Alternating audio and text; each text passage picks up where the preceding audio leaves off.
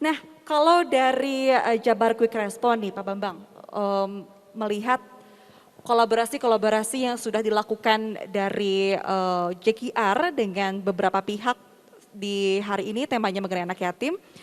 Di Jabar Quick Response ini kan memang sering sekali mengundang berbagai macam pihak ya, seperti forum rumah zakat, pengusaha gitu ya, dan juga rumah yatim tadi. Ini pasti kan untuk mensukseskan program-program dan juga visi misi dari JKR ya Pak ya.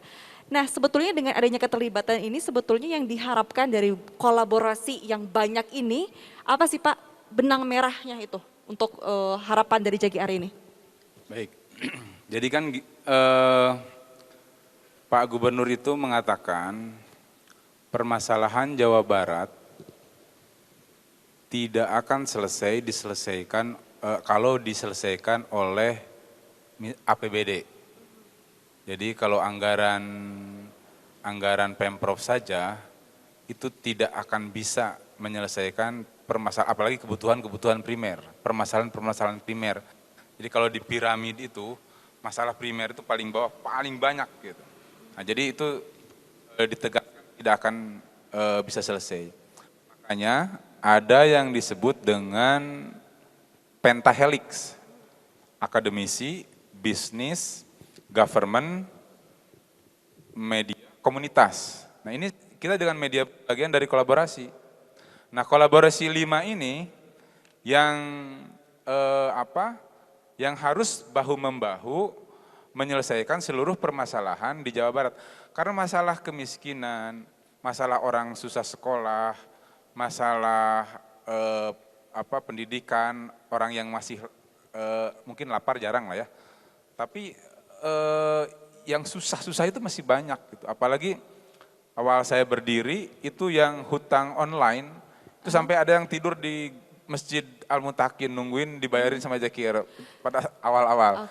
Jadi itu permasalahan primer seperti itulah. Makanya kita harus kolaborasi. Contoh, di sini ada vertical rescue, membangun jembatan-jembatan gantung. Di Jawa Barat ini paling pelosok-pelosok itu membutuhkan jembatan-jembatan. Padahal kalau dengan adanya jembatan, nyebrang itu langsung sekejap gitu, hitungan mungkin 1 menit lah nyampe. Tapi kalau nggak ada jembatan bisa keliling-keliling. Apalagi kalau yang banjir harus menyeberang sungai, itu harus nunggu 2-3 jam segala macam. Nah itu diperlukan kolaborasi, karena seluruh permasalahan yang ada di Jawa Barat intinya tidak bisa diselesaikan oleh pemerintah itu sendiri, maka diperlukannya kolaborasi, gitu Mbak. Tadi Bapak menyebutkan mengenai aduan melalui Instagram, WA, berarti memang platform digital bagi JKR juga sangat luar biasa ya? Amat sangat penting, tanpa ada platform digital sangat mustahil JKR bisa berbagai pelosok-pelosok Jawa Barat ini bisa terselesaikan gitu. Oke, berarti kalau kurang lebih yang mengadukan lah, apakah dari pihak dia sendiri atau mungkin dari masyarakat Jabar yang menceritakan kondisi di suatu wilayah Pak? Misalnya gini, ada orang yang miskin di satu desa, sangat miskin lah, misalnya nenek-nenek yang sudah sangat tua, hidup sebatang kara. Dia tidak punya handphone, tidak punya media sosial, tetapi kan ada orang sekitarnya. Orang sekitarnya itulah yang menyampaikan ke JKR, mengadukan ke JKR, ini ada nenek tua, hidup sebatang kara, rumahnya mau roboh, kemudian tidak bisa susah makan dan lain sebagainya. Dibantulah. Tapi yang terpenting kita tanya dulu ke kepala desanya, apakah bisa diselesaikan di level desa? Gitu. Syukur-syukur bisa diselesaikan level desa. Itu pun bagian dari kolaborasi. Atau di level kecamatan, atau di level kabupaten gitu. Atau perangkat daerah atau lembaga, institusi atau organisasi lain yang bisa menyelesaikan di level tertentu. Kalau tidak bisa ya baru mungkin terakhir ke Jawa Barat. Jadi itu bagian dari kolaborasi juga gitu. Berbagai macam permasalahan di Jawa Barat, tadi juga persoalan mengenai anak yatim nih. Kalau untuk dukungan dari Diskominfo sendiri untuk JKR untuk permasalahan anak yatim nih, karena kalau berdasarkan data tadi sebanyak kurang lebih 7.000 ya anak di Jawa Barat yang menjadi yatim karena dampak dari pandemi nih. Dukungan atau bantuan atau support lah gitu Bu ya, apa saja sih yang sudah diberikan oleh Diskominfo sendiri? Ya, kalau khusus untuk dukungan itu tidak spesifik ke program untuk menangani anak yatimnya ya, tetapi keseluruhan ya Bu ya? Keseluruhan ya. Tadi misalnya untuk tata kelolanya, untuk kelembagaannya, untuk SDM-nya, JKR sendiri ya. Tetapi kalau dari Pemprov Jabar sendiri untuk menangani anak yatim ini memang kami juga sama melakukan kolaborasi juga gitu ya. Khusus untuk korban yang pandemi ya, yang ada 7.222 anak ya yang menjadi korban COVID atau orang tuanya wafat karena COVID gitu ya. Nah, Pemprov Jabar akhir September lalu secara khusus memang memberikan santunan ya untuk anak-anak ini ada baru 2.500 ya. Tetapi memang secara jangka panjang juga anak-anak yatim ini kan tentunya mereka setelah lulus sekolah atau apa kan perlu juga secara ekonomi nanti mandiri gitu ya.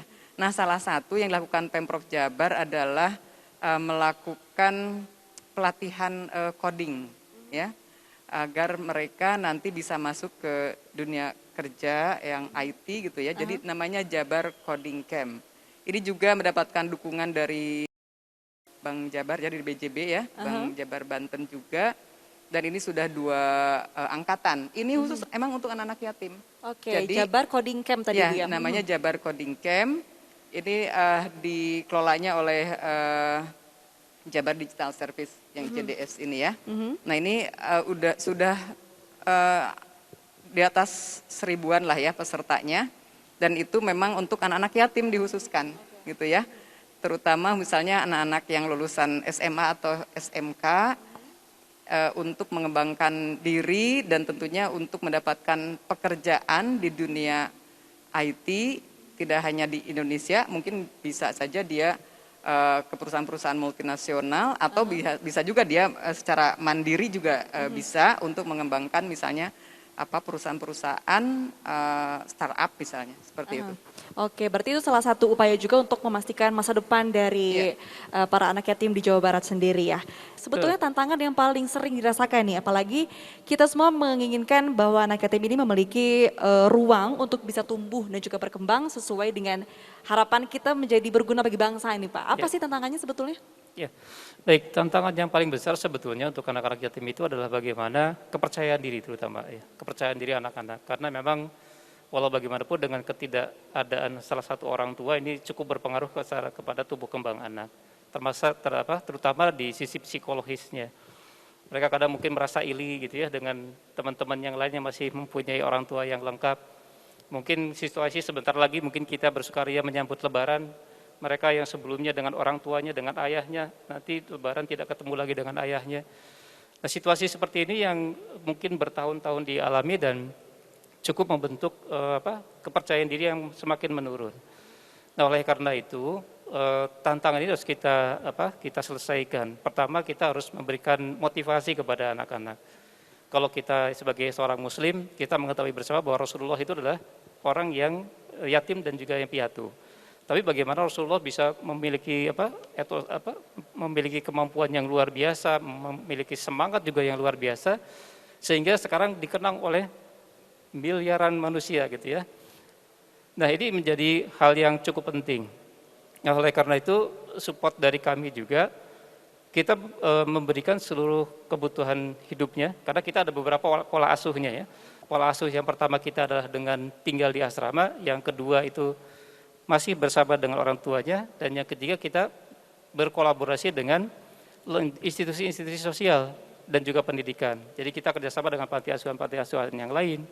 Kemudian kita juga bekerja sama dengan pondok pesantren atau madrasah. Nah, ini adalah sebagai mitra-mitra kita untuk bagaimana kita melakukan sinergi gitu ya untuk menangani anak-anak yatim ini.